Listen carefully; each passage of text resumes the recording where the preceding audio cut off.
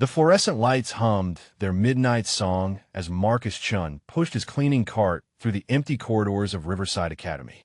At 45, he moved with the quiet efficiency of someone who had learned to become invisible, his footsteps muffled against marble floors that reflected the portraits of distinguished alumni. He paused outside the advanced mathematics classroom, where equations still covered the whiteboard from the day's lessons. Marcus studied the complex calculus problems with eyes that held secrets no one at the academy would ever suspect. His weathered hands, calloused from years of janitorial work, could solve these equations faster than most of the expensive tutors parents hired for their struggling children. Through the tall windows, he could see his modest apartment building in the distance, where his 16-year-old daughter, Emma, slept peacefully. She attended this same prestigious academy on an academic scholarship, excelling in every subject while never knowing the true reason her father chose this particular job. Marcus began cleaning the whiteboard, but stopped when he noticed an error in one of the derivative calculations. Without thinking, he picked up a marker and quietly corrected the mistake, his handwriting flowing with the natural confidence of someone born to teach. In the wastebasket, he found a crumpled test paper marked with angry red corrections. Jake Morrison read the name at the top. The son of the Academy's founder, struggling with basic concepts that should have been elementary for someone with his advantages.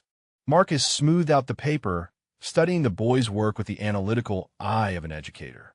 Beneath the mistakes, he could see potential, mathematical intuition struggling against poor instruction and mounting pressure.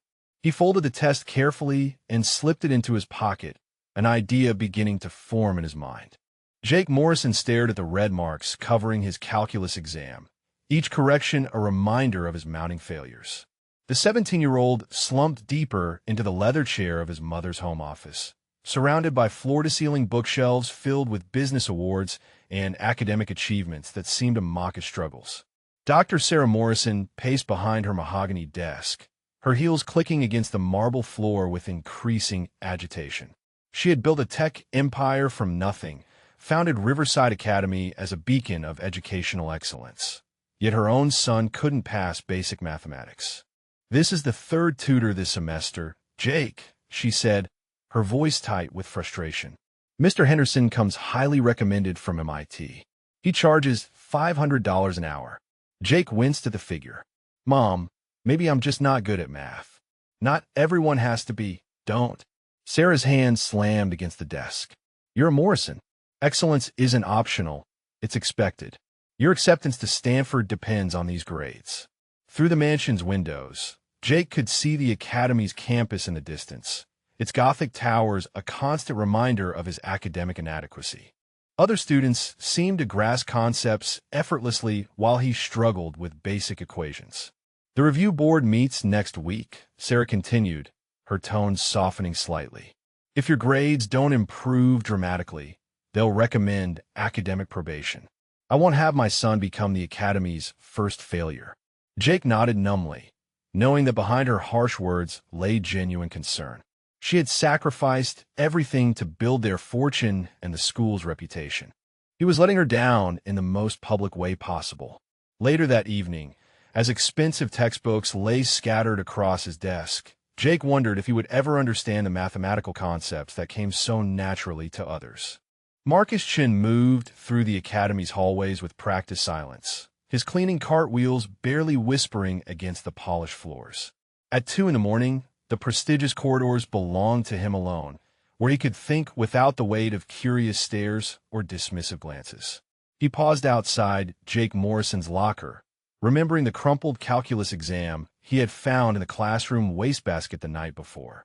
The boy's work showed promise beneath the confusion, mathematical intuition struggling against poor foundational understanding.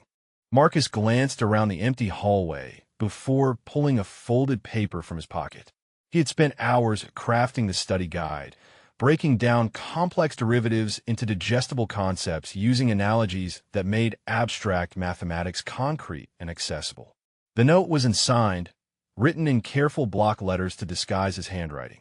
"Try thinking of derivatives as measuring change over time, like watching a car's speedometer," it began. "The function shows position, The derivative shows speed. The second derivative shows acceleration.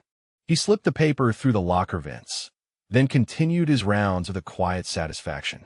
Tomorrow, Jake would find what appeared to be help from a mysterious study buddy, never suspecting his anonymous mentor was the man who emptied his classroom trash. Before we continue this journey together, drop a comment and let us know what state you're watching from. Maybe students in your area face similar learning challenges that could be solved with just the right approach. Back in his modest apartment, Marcus checked on his sleeping daughter Emma before settling at their small kitchen table with his own advanced mathematics journals. The contrast between his night job and his true capabilities known only to these silent walls. Jake's hands trembled slightly as he opened his locker the next morning, finding the folded paper tucked between his textbooks. His eyes widened as he read the anonymous note, the mathematical concepts explained in a way that finally made sense to him. During calculus class, Jake found himself raising his hand for the first time in weeks. Is the derivative like measuring how fast something changes? He asked tentatively. Mrs. Peterson's eyebrows lifted in surprise. Exactly, Jake. That's a perfect way to think about it. For the next 3 days, mysterious study guides appeared in his locker like gifts from an educational fairy godmother. Each note built upon the last, transforming incomprehensible equations into logical progressions he could actually follow. Jake's quiz score improved from a failing 38 to a respectable 72. He stared at the paper in disbelief, then glanced around the classroom wondering who his anonymous benefactor could be. Significant improvement, Mr. Morrison, Mrs. Peterson noted with genuine approval. Whatever you're doing differently, keep it up. That evening, Jake mentioned the mysterious help to his mother during dinner. Sarah nodded approvingly, assuming the expensive MIT tutor was finally earning his substantial fee. Mr. Henderson's methods are clearly working, she said with satisfaction. Perhaps we judged too harshly. Jake didn't correct her assumption, though he knew the truth was far more mysterious. The writing style of his anonymous helper was different from any tutor he had ever worked with, more intuitive and encouraging than academic and rigid. Late that night, he returned to school for forgotten homework, hoping to catch a glimpse of his mysterious mentor in action. Jake's footsteps echoed through the empty academy corridors as he made his way back to retrieve his forgotten physics textbook. The building felt different at night, shadows dancing across trophy cases and portrait walls that celebrated decades of academic excellence. He rounded the corner toward his locker and froze. A figure in a janitor's uniform stood before the metal door, carefully sliding a folded paper through the vents. Jake pressed himself against the wall, heart pounding as he watched the man who had been invisibly changing his life. Marcus Chin stepped back from the locker, completely unaware of his observer. In the dim hallway lighting, Jake could see the careful attention the janitor paid to his work, the gentle way he handled the note, the quiet dignity in his posture. When Marcus turned to continue his rounds, Jake found himself face to face with a man he had seen countless times but never truly noticed. The janitor's eyes widened in surprise, then filled with something that looked like resignation. "You're him," Jake whispered, the words barely audible in the empty corridor. "You're the one who's been helping me." Marcus stood perfectly still for a long moment, his cleaning cart between them like a barrier separating their worlds. The silence stretched until Jake could hear the distant hum of fluorescent lights and the building's heating system. "I should get back to work," Marcus said quietly, his voice carrying an accent that spoke of education and refinement.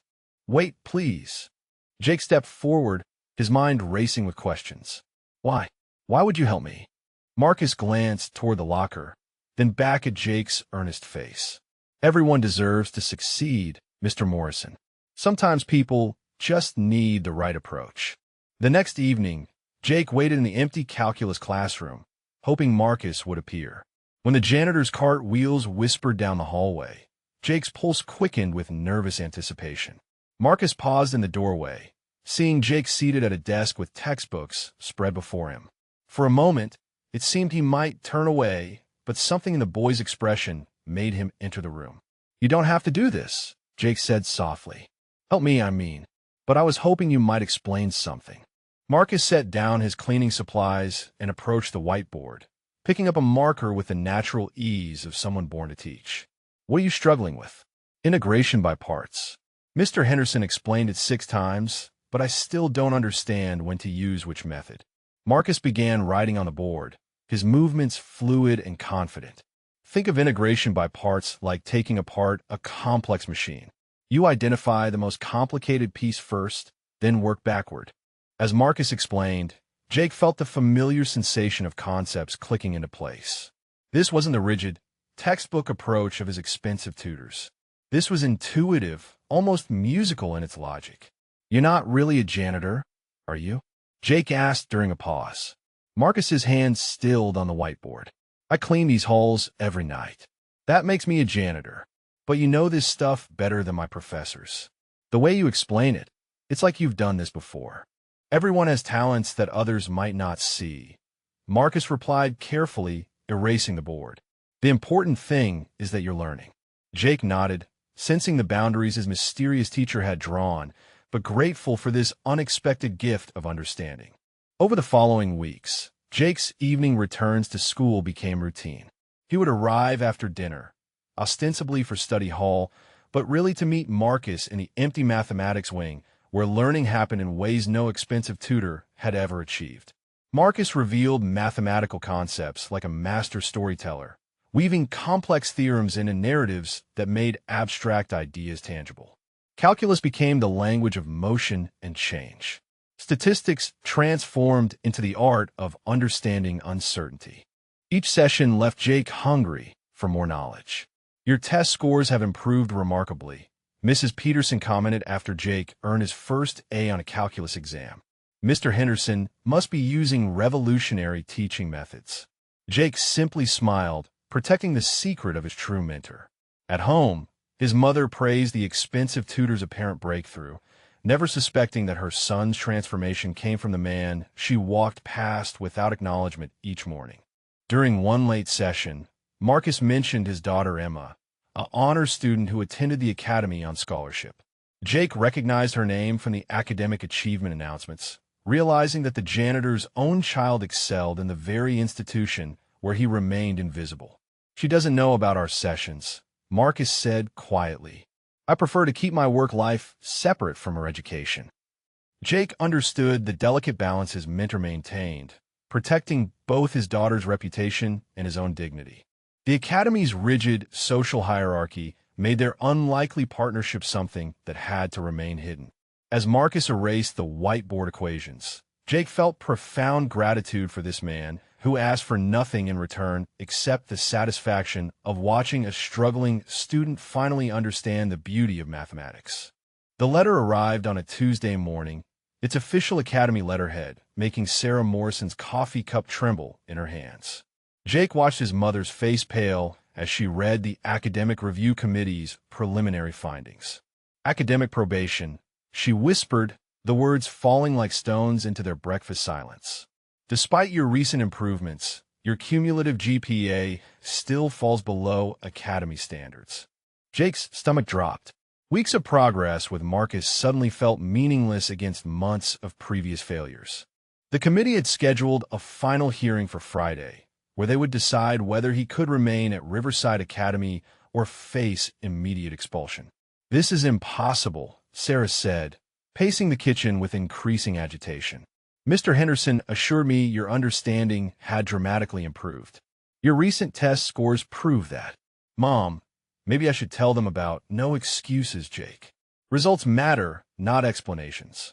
She grabbed her phone, dialing the expensive tutor. Henderson better have a solution, considering what we're paying him. That evening, Jake found Marcus in their usual classroom, but the weight of impending expulsion made concentrating impossible. When he explained the situation, Marcus set down his marker and leaned against the desk. I'm sorry, Jake. I should have started helping sooner. It's not your fault. You've done more for me than anyone. Jake's voice cracked with emotion. I just don't know how to explain to the committee that the janitor taught me more than Harvard graduates. Marcus was quiet for a long moment, staring at equations that suddenly seemed inadequate against institutional bureaucracy. Perhaps it's time for the truth. The suggestion hung between them like a bridge Jake wasn't sure he was brave enough to cross. Friday morning arrived with the weight of Judgment Day. Jake sat before the Academic Review Committee in the Academy's mahogany-paneled conference room, facing 5 stern educators who held his future in their hands. His mother occupied the chair beside him, her jaw set with determination. Committee Chairman Dr. Williams shuffled through Jake's file, his expression grave. "Mr. Morrison, despite recent improvements, your overall academic record remains concerning. Can you explain this sudden upturn in performance?" Jake's palms sweated against his dress pants. Around the table, he recognized teachers who had watched him struggle for months, their faces showing polite skepticism about his chances for redemption. "I had help," Jake said quietly. "Someone who taught me differently than my other tutors." "Mr. Henderson comes highly recommended," Dr. Williams noted. "MIT graduate, published researcher. Are you suggesting his methods were inadequate?" Jake's heart pounded as he approached the moment of truth. "My real teacher wasn't Mr. Henderson. It was someone else entirely." Sarah's head snapped toward her son, confusion and alarm flashing across her features. The committee members exchanged glances, clearly wondering if the boy was having some kind of breakdown. "Who exactly has been tutoring you?" Dr. Williams asked with growing impatience. Jake took a deep breath, knowing this revelation would change everything. "Marcus Chun. He's the night janitor, but he's been helping me understand mathematics in ways no one else could. He's the reason my grades improved." The room fell into stunned silence. Sarah's face flushed with embarrassment, while committee members looked at each other with barely concealed disbelief. "Young man," Dr. Williams said slowly, "are you seriously claiming that our janitorial staff has been providing you with academic instruction?" Within 15 minutes, Marcus Chun stood in the conference room doorway, still wearing his maintenance uniform, his quiet dignity intact despite the hostile stares from around the mahogany table. Sarah Morrison's embarrassment was palpable as she avoided eye contact with a man she had never truly seen. "Mr. Chun," Dr. Williams began with barely concealed condescension, "Jake claims you've been providing him with mathematical instruction. This is highly irregular and, frankly, inappropriate." Marcus nodded calmly. "Yes, sir. I've been helping Jake understand calculus concepts during my evening rounds." "And what exactly qualifies you to teach mathematics at this level?" Sarah interjected, her voice sharp with indignation. "We pay qualified professionals substantial sums for Jake's education." Marcus was quiet for a moment, then moved to the whiteboard at the room's front. "Jake, would you mind writing the integration problem from Tuesday night?" Jake wrote the complex equation while the committee watched with growing skepticism. Marcus picked up a marker and began explaining the solution, his approach elegant and intuitive, breaking down advanced concepts with masterful clarity. "The Leibniz integral rule applies here," Marcus said, his voice carrying the natural authority of someone born to teach. "Most students struggle with this because they approach it as pure memorization rather than understanding the underlying relationship between differentiation and integration." Dr. Williams leaned forward, his expression shifting from dismissal to curiosity. "Where did you study mathematics, Mr. Chun?" "Harvard," Marcus replied simply. "I completed my Ph.D. in applied mathematics there before taking a faculty position as associate professor. I published 17 papers on computational mathematics before life circumstances changed my path." The room fell into stunned silence as the revelation settled over them like morning fog. The committee sat in stunned silence as Marcus finished his mathematical demonstration, the elegance of his teaching methodology undeniable even to his harshest critics. Dr. Williams fumbled with his papers, clearly struggling to reconcile the man before him with their preconceived notions. "Dr. Chun," he corrected himself awkwardly, "perhaps you could explain how someone with your credentials came to work in our maintenance department."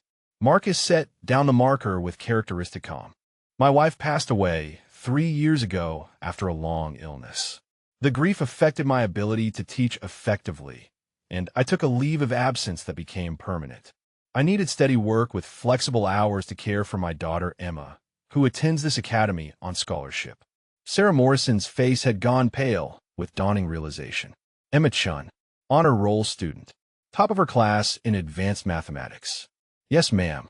She inherited her mother's brilliance and work ethic. Marcus's voice carried quiet pride, mixed with protective concern. I've tried to keep my background separate from her academic achievements. She's earned every recognition on her own merit.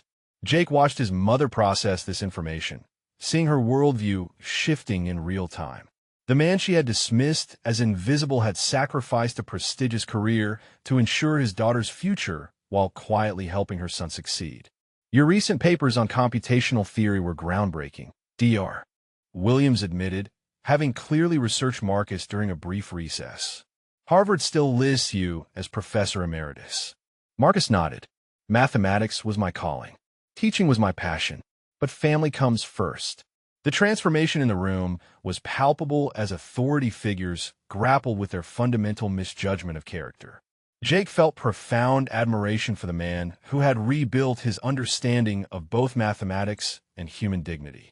3 months later, Marcus Chun stood before a classroom of eager students, no longer hidden behind a janitor's cart, but respected as Professor Chun, the Academy's newest faculty member. Jake sat in the front row, his transformation from failing student to mathematical enthusiast complete. Sarah Morrison had not only reversed Jake's academic probation, but personally recruited Marcus to join the Academy's mathematics department. She offered him a position that accommodated his need for flexibility while honoring his extraordinary teaching abilities. Remember, Marcus told his students, mathematics isn't about memorizing formulas. It's about understanding the language that describes how our world works. Emma beamed with pride from her seat, finally able to publicly celebrate her father's gifts. The other students, including several who had previously struggled, responded to Marcus's innovative teaching methods with enthusiasm that transformed the entire department. After class, Jake approached his former secret mentor with a calculus problem. I think I understand this one, but could you check my work? Marcus reviewed the solution with approval. Perfect. You've learned to see the patterns beneath the numbers. Dr. Williams stopped by the classroom, still adjusting to the remarkable turn of events. Professor Chun, the school board wants to discuss expanding your teaching methodology across all our STEM programs. As students filtered out, chattering excitedly about the day's lesson, Marcus reflected on the unexpected journey that had brought him from invisible janitor to celebrated educator.